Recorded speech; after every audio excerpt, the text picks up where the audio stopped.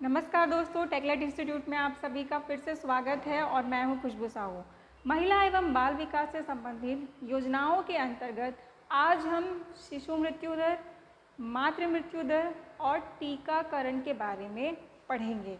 तो आइए देखते हैं आज हम क्या क्या पढ़ने वाले हैं। सबसे पहले हम बात करेंगे मातृ मृत्यु दर की। ठीक है, छत्तीसगढ़ में अभी मातृ मृत्यु दर कितना है और पिछले वर्ष कितना था, इसके बारे में हम यहाँ पढ़ेंगे। ये जो आंकड़े हैं ना, चाहे मातृ मृत्यु दर हो या फिर शिशु मृत्यु दर या फिर टीकाकरण, ये आंकड़े बहुत इम्पोर्टेंट हैं।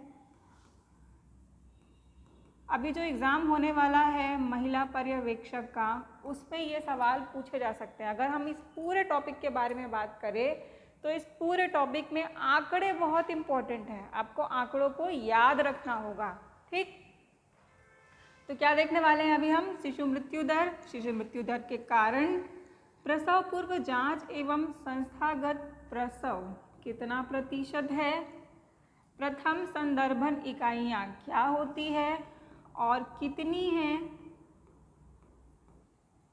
शिशु मृत्यु दर किसे कहते हैं और अभी राज्य में कितना है, नवजात शिशु मृत्यु दर के कारण क्या हैं, मातृ मृत्यु दर, शिशु मृत्यु दर को कम करने हेतु कौन कौन सी शासकीय योजनाएं चलाई जा रही है, शिशु स्वास्थ्य से संबंधित हम बातें देखेंगे यहाँ पर, और लास्ट में हम बात करेंगे टीकाकरण की। ठीक है, तो आज के लेक्चर में हम 1 बाय 1 करके सारे टॉपिक जो हैं वो कवर करने वाले हैं। तो स्टार्ट करते हैं आर्थिक सर्वेक्षण 2022-23 के कुछ आंकड़ों के साथ, जो कि बहुत ही ज़्यादा इम्पॉर्टेंट है।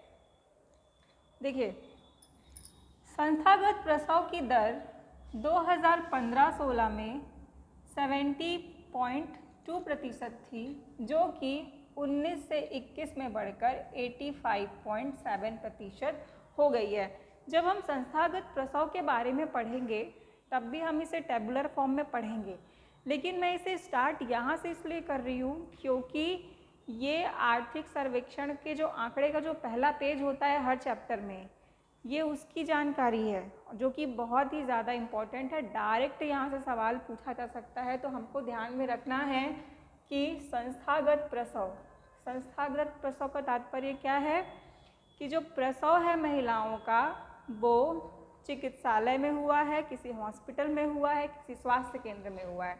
ठीक है, तो 2015-16 में ये 70.2% थी और 2019 से लेकर 21 में ये 85.7% हो चुकी है।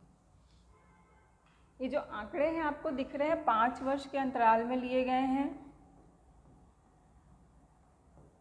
ये आपको ध्यान में रखना है। और अभी कितनी हो चुकी है? ये 85.7% हो चुकी है। ये एकदम रट लीजिए, अभी हम आगे फिर से पढ़ेंगे तो ये रिवाइज हो जाएगा। ठीक है, छत्तीसगढ़ में शिशु मृत्यु दर 2001 में प्रति 1000 जीवित जन्म पर 77 थी और अभी ये प्रथम तिमाही में ANC जांच का प्रतिशत है। ANC जांच क्या होता है? तो ये गर्भावस्था में जो जांच किया जाता है महिलाओं का, प्रसव से पूर्व जो 9 महीने के अंतराल में गर्भावस्था के दौरान जो भी जांच होता है उसे ही कहा जाता है ANC जांच।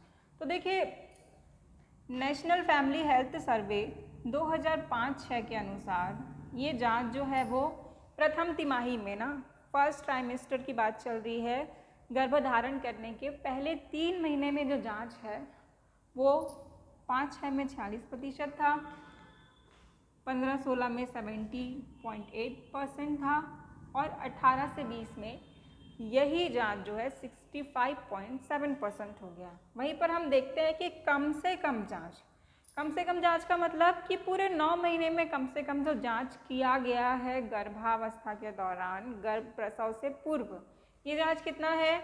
तो 28.3, 59.1 और अभी 60.1। कोई सा भी जो कम से कम जांच है जो गर्भावस्था के दौरान किया गया होगा, उस जांच की बात की जा रही है। अब शासकीय अस्पताल में प्रसव का प्रतिशत, छत्तीसगढ़ के आंकड़े हैं ना ये, 55.9 और अभी 70.2। संस्थागत प्रसव मतलब जो भी किसी प्रकार की संस्था हो उसके अंतर्गत प्रसव जो है 5-6 में 14.3, 15-16 में 70.2 और अभी 85.7 हो चुका है। तो यहाँ पर सबसे इम्पॉर्टेंट कौन सा आंकड़ा है?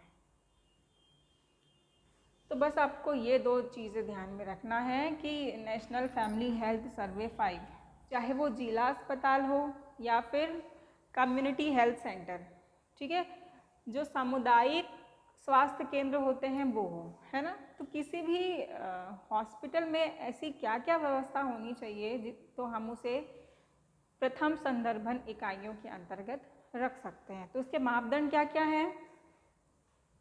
प्रत्येक 5 लाख जनसंख्या में एक फर्स्ट रेफरल यूनिट, प्रथम संदर्भन इकाई तो होनी चाहिए। अब इस प्रथम संदर्भन इकाई में क्या होना चाहिए? तो विशेषज्ञ, जैसे कि स्त्री रोग विशेषज्ञ, मेडिकल ऑफिसर, सर्जन। तो अलग अलग विशेषज्ञ या विशेष दक्षता प्राप्त चिकित्सक की उपलब्धता होनी चाहिए। ब्लड ट्रांसफ्यूजन की उपलब्धता होनी चाहिए। ब्लड ट्रांसफ्यूजन, रक्त अंतरण, क्या मतलब होता है इसका? जो ब्लड में डिफरेंट कंपोनेंट्स होते हैं, white blood cells, plasma, red blood cells, platelets, ये जो कंपोनेंट होते हैं ब्लड के, अगर किसी भी मेडिकल स्थिति में, अलग अलग मेडिकल की स्थिति होती है, अगर ये कंपोनेंट लॉस हो जाता है बॉडी से, तो उसे रिप्लेस करने के फंक्शन को क्या कहा जाता है? ब्लड ट्रांसफ्यूज़न कहा जाता है। अपार प्रसूति प्रबंधन के साथ सिजेरियन प्रसव की सुविधा, मतलब कि ऑपरेशन से जो डिलीवरी होता है उसकी बात की जा रही है। और जिला अस्पताल फर्स्ट रेफरल यूनिट में प्रति माह 50 से अधिक प्रसव एवं 1000 जीवित शिशु पर 1 वर्ष से कम आयु की शिशु की मृत्यु का दर शिशु मृत्यु दर कहलाता है, ठीक है। 2021 में छत्तीसगढ़ में ये 77 था और अभी 2022 में ये 38 हो चुका है। ये बहुत इंपॉर्टेंट है, ये आपको ध्यान में रखना है। 2030 तक शिशु मृत्यु दर को 15 से कम लाने का टारगेट रखा गया है। वैसे मातृ मृत्यु दर में कितना था? 110 से कम, है ना। तो ये भी आपको याद रखना है, बहुत इंपॉर्टेंट है ये आंकड़ा। अब कुछ आंकड़े देख लेते हैं।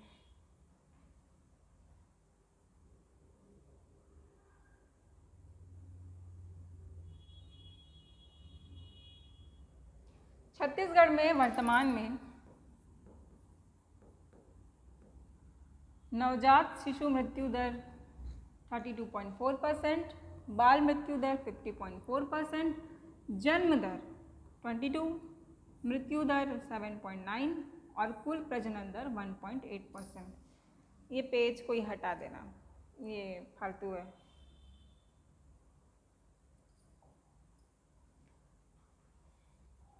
अब हम देखते हैं नवजात शिशु के मृत्यु का कारण क्या हो सकता है। तो नवजात शिशु के मृत्यु का कारण क्या हो सकता है? तुरंत बाद श्वास न लेना, 20% नवजात शिशु की मृत्यु तुरंत प्रसव के तुरंत बाद श्वास न लेने के कारण हो जाती है, ठीक है। 92% नवजात की मृत्यु संक्रमण के कारण होती है, 15% समय से पूर्व जन्म के कारण होती है और 15% दोष या अन्य कारण से होती है, जो जेनेटिक कारण होते हैं उसके कारण से हो जाती है या फिर और किसी कारण। छत्तीसगढ़ में वर्तमान में नवजात शिशु मृत्यु दर 32.4%, बाल मृत्यु दर 50.4%, जन्म दर 22, मृत्यु दर 7.9 और कुल प्रजनन दर 1.8%। ये पेज कोई हटा देना, ये फालतू है।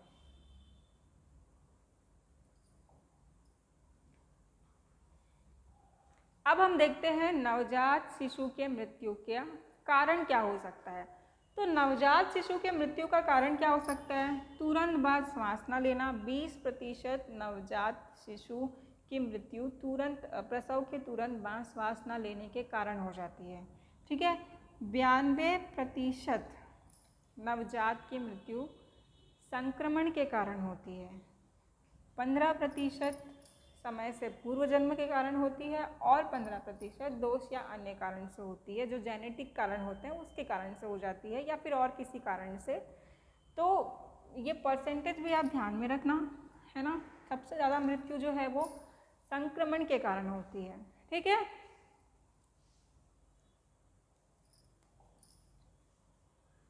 मातृ मृत्यु दर और शिशु मृत्यु दर को कम करने के लिए कौन कौन सी शासकीय योजनाएं चलाई जा रही है, हम उसके बारे में यहाँ पर चर्चा करने वाले हैं।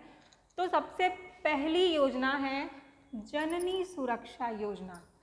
क्या कहा जा रहा है यहाँ पर? नाम से ही समझ में आ रहा है कि हमको जननी की सुरक्षा करना है। तो इस योजना का उद्देश्य क्या है? सुरक्षित मातृत्व व संस्थागत प्रसव में वृद्धि करने के लिए।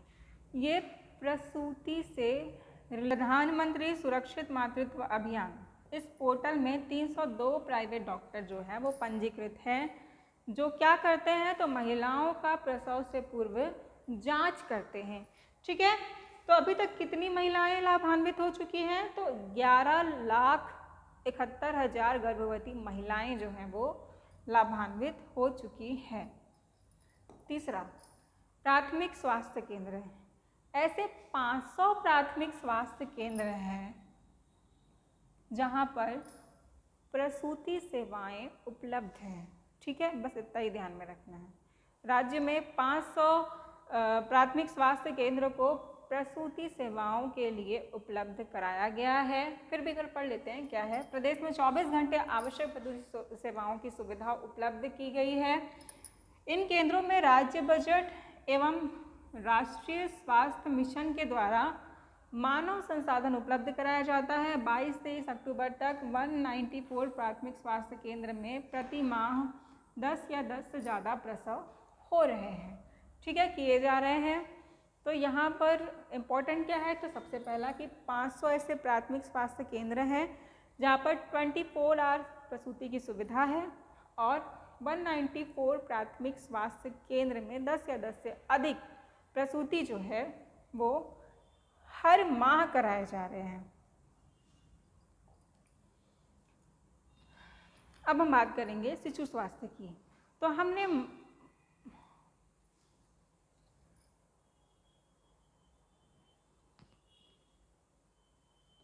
तो अभी तक हमने कौन कौन सी योजना पढ़ ली? जननी सुरक्षा योजना पढ़ ली, प्रधानमंत्री सुरक्षित मातृत्व अभियान पढ़ लिया और प्राथमिक। तो अभी तक हमने कौन कौन सी योजना पढ़ ली? जननी सुरक्षा योजना पढ़ ली, प्रधानमंत्री सुरक्षित मातृत्व अभियान पढ़ लिया और प्राथमिक स्वास्थ्य केंद्र को भी देख लिया। ठीक है, अब हम यहाँ पर शिशु स्वास्थ्य के बारे में बात करेंगे। तो देखिए, शिशु एवं मातृ मृत्यु दर को कम करने के लिए ये योजना इस योजना का संचालन किया जा रहा है। शिशु मृत्यु दर को प्रभावित करने वाले कारक कौन कौन से हैं? तो देखिए, माता का स्वास्थ्य, अगर माता कुपोषित है या माता का विवाह 18 वर्ष से पूर्व हो चुका है और वो 18 वर्ष से पूर्व ही गर्भवती हो चुकी है, माता में अगर खून की कमी है और माता संतुलित आहार नहीं ले रही है,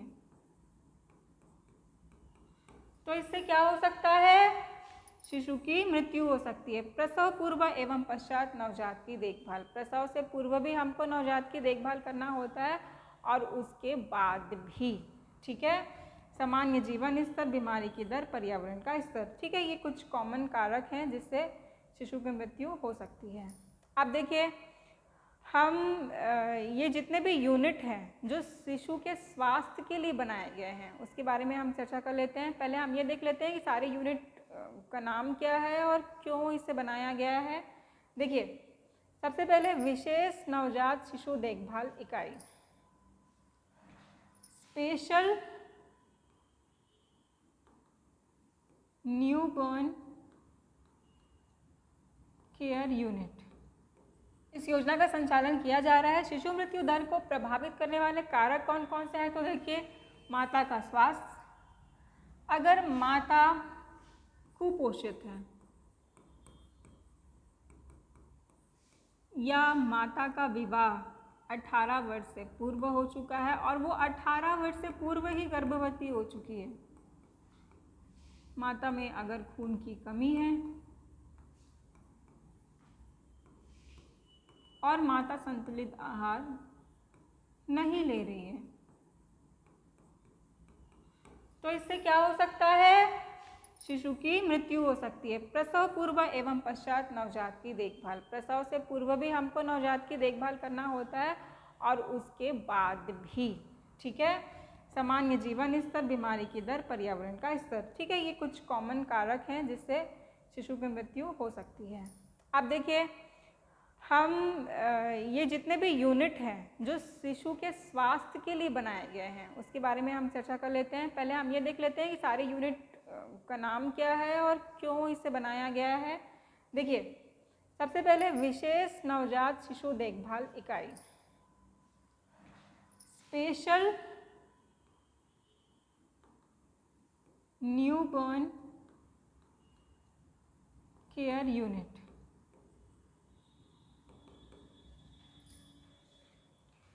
बीमार एवं कम वजन के नवजात बच्चे जिनका वेट 1800 ग्राम से भी कम है, ठीक है, उनको विशेष देखभाल।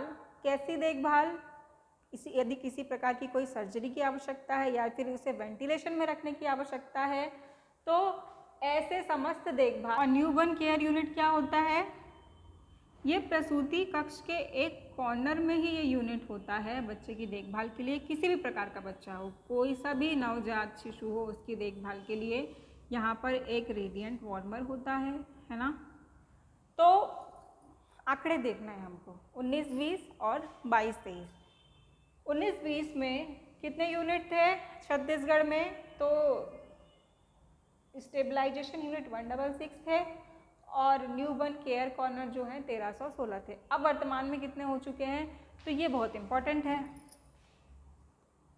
SNCU 26, NBSU 178 और NBCC 1513, ये आपको ध्यान में रखना है, ठीक है। सबसे कम कितना है? 26। कौन सा है? स्पेशल जो यूनिट है 178 स्पेशलाइजेशन यूनिट और 1513 जो है वो केयर कॉर्नर। सबसे ज़्यादा के कौन सा है? तो केयर कॉर्नर है, ठीक। अब हम बात करेंगे टीकाकरण के बारे में। क्या होता है टीकाकरण? ये एक प्रोसेस होता है जिसमें किसी भी प्रकार की बीमारी के प्रतिरोध के लिए हमें या तो फिर ओरली या इंजेक्शन के द्वारा एंटीडोट दिया जाता है, दवाई दिया जाता है जो हमारे शरीर के अंदर रोग प्रतिरोधक क्षमता बढ़ाने का कार्य करता है उस पर्टिकुलर बीमारी के लिए, ठीक है। समझ में आया? आपने सुना होगा पोलियो का टीका, टीटी का टीका, ठीक है। तो ये सब क्या है? तो ये एक प्रकार का हमारे शरीर में एंटीडोट तैयार किया जाता है उसी प्रकार की बीमारी के, ताकि हमारा शरीर उस बीमारी को प्रतिरोध कर सके, ठीक है।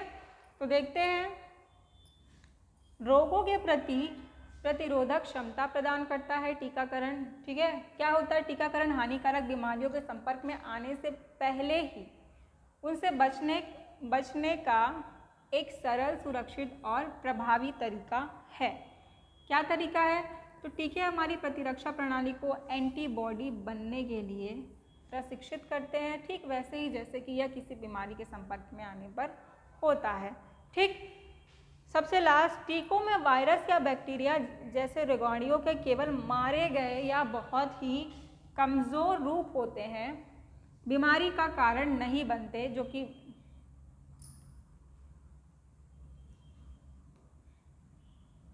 भूख लग रही है मुझे, मैं थक गई हूँ।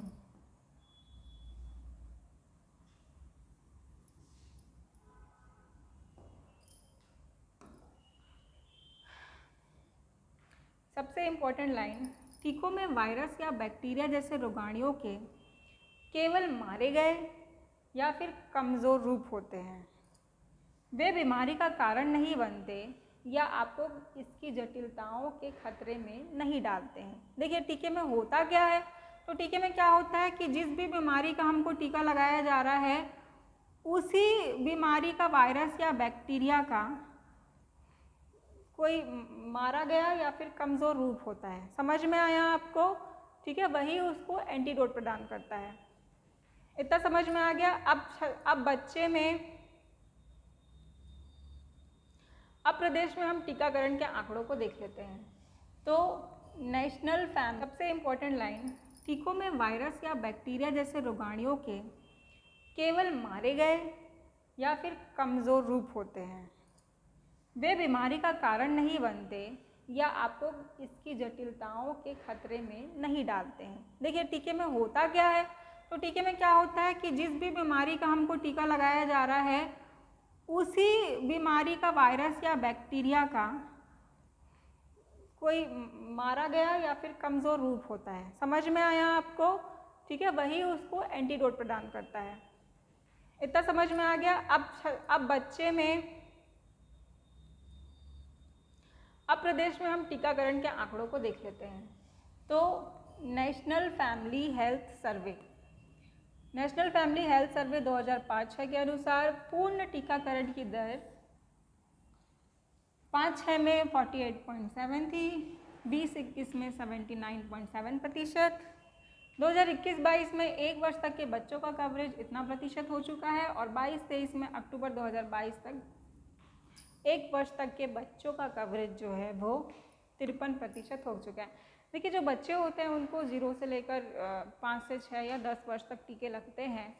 तो जो 1 वर्ष तक के बच्चे हैं इनके कवरेज की बात करें तो 21-22 में 90.5% हो गया था और अभी अक्टूबर 2022 तक 53% हुआ है। अभी और भी टाइम बचा हुआ है, ये बढ़ जाएगा, लेकिन इन आंकड़ों को आपको ध्यान रखना है। सबसे ज़्यादा यही ध्यान में रखना है कि 2020-21 में पूर्ण टीकाकरण की दर कितनी हो चुकी है, 79.7% हो चुकी है। अब कौन कौन से टीके, अब प्रदेश में हम टीकाकरण के आंकड़ों को देख लेते हैं। तो national family health survey, national family health survey 2005-6 के अनुसार पूर्ण टीकाकरण की दर 5-6 में 48.7 थी, 20-21 में 79.7%, 2021-22 में 1 वर्ष तक के बच्चों का कवरेज इतना प्रतिशत हो चुका है और 22-23 में अक्टूबर 2022 तक 1 वर्ष तक के बच्चों का कवरेज जो है वो 53% हो चुका है। देखिए जो बच्चे होते हैं उनको 0 से लेकर 5 से 6 या 10 वर्ष तक टीके लगते हैं।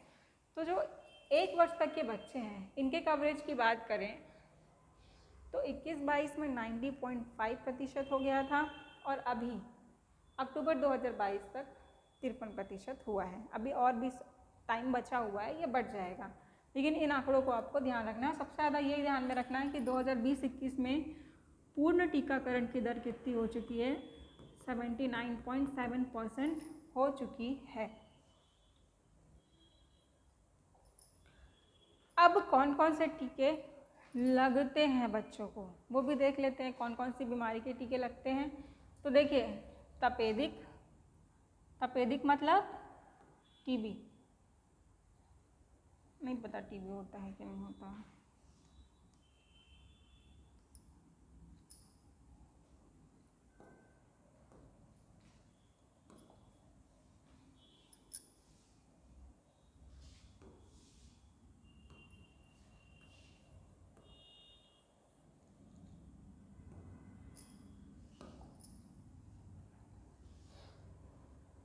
तो देखिए तपेदिक गलघोटू, तो देखिए तपेदिक गलघोटू, काली खांसी, टिटनेस, पोलियो और खसरा टीका, ये 6 प्रकार की बीमारियों के लिए बच्चों को टीका लगता है। और जापानीज एन्सेफेलाइटिस, ये जो टीकाकरण है ये बीमारी जिन क्षेत्रों में चिन्हित किया गया है उन्हीं क्षेत्रों में इसका टीका लगाया जाता है। ये बीमारी एक्चुअली मस्तिष्क की बीमारी होती है, वायरस के द्वारा ये फैलती है ना। तो हमारे राज्य में ऐसे 6 जिले हैं जहाँ पर इसका टीकाकरण होता है। कौन कौन से 6 जिले? तो ये सब साउथ के हैं, सुकमा, बीजापुर, बस्तर, दंतेवाड़ा, कोंडागांव और धमतरी। देखिए यहाँ पर साउथ के कौन कौन से जिले नहीं हैं? तो नारायणपुर और सुकमा नहीं हैं,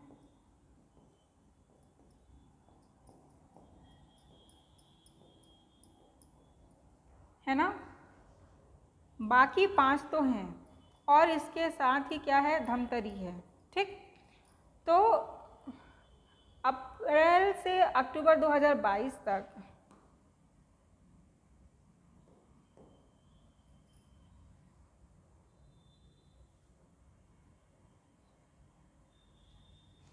तो यहाँ पर देखिए अप्रैल से अक्टूबर 2022 तक प्रथम डोज 35,939 और द्वितीय डोज 29,659 बच्चों को दे दिया गया है। ये उतना आपको ये आंकड़े उतना याद रखने की आवश्यकता नहीं है, है ना।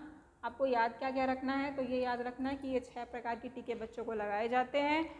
और ये जो जापानीज एन्सेफेलाइटिस है ये चिन्ह, यहाँ पर देखिए अप्रैल से अक्टूबर 2022 तक प्रथम डोज 35,939 और द्वितीय डोज 29,659 बच्चों को दे दिया गया है। ये उतना आपको ये आंकड़े उतना याद रखने की आवश्यकता नहीं है, है ना। आपको याद क्या क्या रखना है? तो ये याद रखना है कि ये 6 प्रकार के टीके बच्चों को लगाए जाते हैं। और ये जो जापानीज एन्सेफेलाइटिस है ये चिन्हांकित जिलों में लगाए जाते हैं। ठीक, अब हम और कुछ टीकों के बारे में बात कर लेते हैं जो कि बहुत इम्पोर्टेंट है। टीकाकरण हमने इसे 2 पार्ट में डिवाइड कर दिया है। एक तो शिशुओं के लिए टीकाकरण जो 1 वर्ष तक के बच्चे हैं उनके लिए, और दूसरा बच्चों के लिए टीकाकरण जो इससे बड़े बच्चे हैं उनके लिए। अब यहाँ पर देखते हैं BCG। क्या होता है BCG?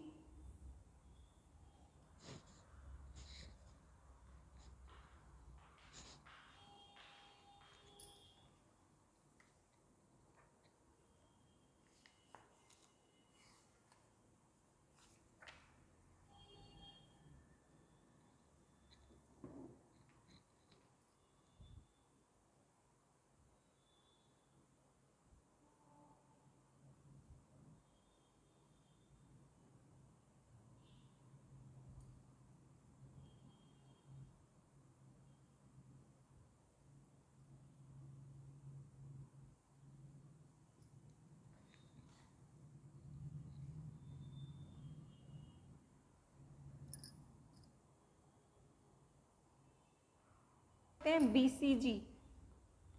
क्या होता है BCG?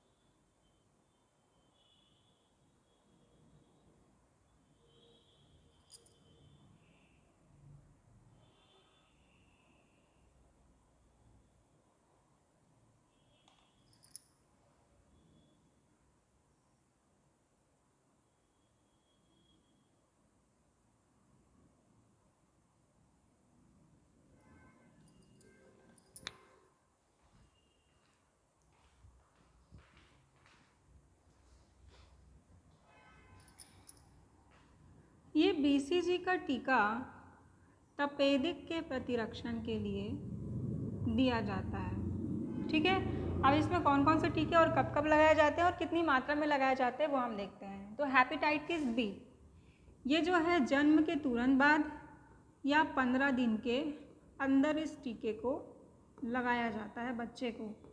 ठीक है, OPV 0, OPV मतलब कि ओरल पोलियो वैक्सीनेशन। ठीक है, मतलब कि ये पोलियो का खुराक है ना। ये जो है 2 बूंदें दी जाती है, पोलियो की 2 बूंद आपने सुना होगा, है ना। ये कब दिया जाता है? तो ये जो है ये BCG का टीका तपेदिक के प्रतिरक्षण के लिए दिया जाता है। ठीक है, अब इसमें कौन कौन से टीके और कब कब लगाए जाते हैं और कितनी मात्रा में लगाए जाते हैं वो हम देखते हैं। तो हेपेटाइटिस बी, ये जो है जन्म के तुरंत बाद या 15 दिन के अंदर इस टीके को लगाया जाता है बच्चे को। ठीक है, OPV 0, OPV मतलब कि ओरल पोलियो वैक्सीनेशन। ठीक है, मतलब कि ये पोलियो का खुराक है ना। ये जो है 2 बूंदें दी जाती है, पोलियो की 2 बूंद आपने सुना होगा, है ना। ये कब दिया जाता है? तो ये जो है जन्म के बाद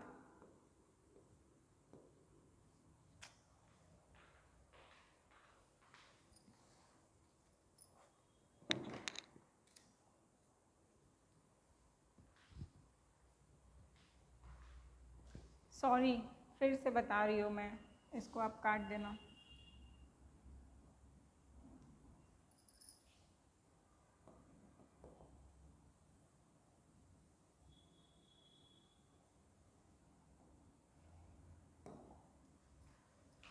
BCG ये जो टीका होता है ये तपेदिक के प्रतिरक्षण के लिए दिया जाता है। अब इसके अंतर्गत ये 3 टीके हैं। ठीक है, अब ये 3 टीकों में सबसे पहला है हेपेटाइटिस बी। ये जो टीका है जन्म के तुरंत बाद 1 वर्ष के अंतर्गत इसे दिया जाता है। OPV ओरल पोलियो वैक्सीनेशन, इसकी 2 बूंदें दी जाती है जन्म के तुरंत 6 सप्ताह, 10 सप्ताह और 14 सप्ताह में बाकी की खुराक दी जाती है। ठीक, अब शिशुओं के बारे में देखते हैं। ये टीका है ना, ये एक्चुअली यहाँ का पार्ट है ना, यहाँ पर टीका होना चाहिए। तो देखिए शिशुओं के लिए BCG दिया जाता है तपेदिक के प्रतिरक्षण के लिए। इसके अंतर्गत 3 है, हेपेटाइटिस बी जो कि जन्म के तुरंत बाद या 1 वर्ष के अंदर दिया जाता है। OPV 0 जन्म के तुरंत बाद 15 दिन के अंतर्गत दिया जाता है। और OPV 1, 2, 3 ये 10 सप्ताह, 6 सप्ताह, 10 सप्ताह और 14 सप्ताह में दिया जाता है। इतना समझ में आ गया। अब हम इधर आते हैं। DPT क्या होता है? डिप्थीरिया, पर्टुसिस और टिटनेस। इन तीनों के प्रतिरक्षण के लिए ये टीका लगाया जाता है 1, 2 और 3।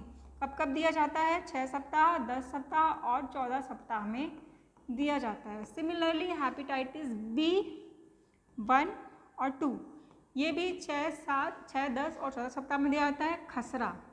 खसरा की बीमारी जो है वो बहुत गंभीर बीमारी है।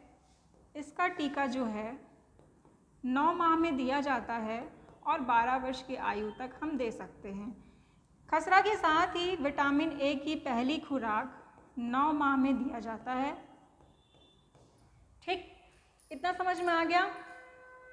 क्या क्या समझा हमने यहाँ पर? BCG के अंतर्गत हेपेटाइटिस B, OPV 1, 2, 3। OPV 1, 2, 3 6, 10 और 14 सप्ताह में दिया जाता है, ये 15 दिन के अंदर, और ये 1 वर्ष के अंदर। यहाँ पर भी 6, 10, 14, 6, 10, 14। खसरा जो है 9 माह होने पर दिया जाता है और इसके साथ ही विटामिन E की पहली खुराक दी जाती है। अब बच्चों का टीका देखते हैं। तो दोस्तों आज के लिए बस इतना ही। हम अपने अगले लेक्चर में बच्चों में पोषण तत्वों की कमी से होने वाली बीमारियों के बारे में पढ़ेंगे। अगर आपको हमारा ये वीडियो अच्छा लगा होगा तो हमारे वीडियो को लाइक और शेयर ज़रूर करें और हमारे चैनल को सब्सक्राइब भी कर लें। ठीक है, धन्यवाद।